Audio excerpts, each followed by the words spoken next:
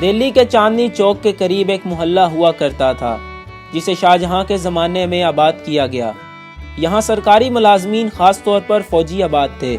اسی بنا پر یہ اردو بازار یعنی لشکری بازار مشہور ہو گیا۔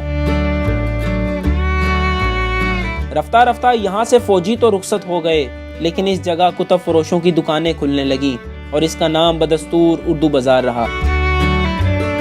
کتابوں کے حوالے سے یہ نام بہت مناسب ہی نہیں، موزوں اور نفاست بھرا بھی تھا۔ پھر کیا تھا، جہاں بھی کتابوں کی دکانیں کھلتیں وہ بازار اردو بازار ہی کہلانے لگا۔ دلی کے بعد لاہور کے اردو بازار کو خصوصی اہمیت اور شہرت حاصل ہوئی، حالانکہ کراچی، راولپنڈی اور تقریباً سبھی بڑے شہروں میں اردو بازار موجود ہیں۔ لاہور کے اردو بازار کو اہمیت اس لیے حاصل ہوئی کہ یہاں علم و ادب کا مرکز ہونے کی بنا پر شاعروں، ادیبوں اور دانشوروں کی کتابیں نہ صرف دستیاب تھیں بلکہ یہ مصنف خود بھی دستیاب ہوا کرتے تھے۔ قیام پاکستان سے قبل اس بازار کا نام موہن لال روڈ تھا، جہاں چند کتابوں کی دکانیں تھیں، جبکہ بڑے پبلشر کشمیری بازار اور دہلی گیٹ میں براجمان تھے۔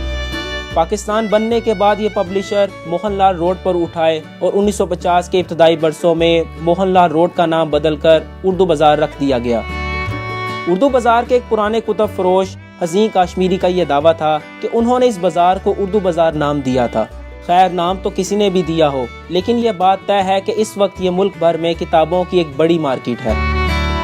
بازار میں اس وقت نئی اور پرانی کتابوں کی ہزاروں نہیں تو سینکڑوں دکانیں ضرور موجود ہیں، جن میں نمایاں علمی کتب خانہ، ہمدرد کتب خانہ، خالد پبلشر، گوہر پبلشر، نیو کتاب محل سمیت متعدد ادارے شامل ہیں۔ اسی بازار کے پہلو میں printing corporation of Pakistan press, Muslim model school جیسے تاریخی ادارے موجود ہیں۔ کسی زمانے میں یہاں ہری گیان کا بنایا گیا مندر بھی ہوا کرتا تھا۔ اردو بازار سے ایک راستہ گورنمنٹ کالج لاہور اور پنجاب یونیورسٹی کو جاتا ہے، جسے چٹرجی روڈ کہتے ہیں۔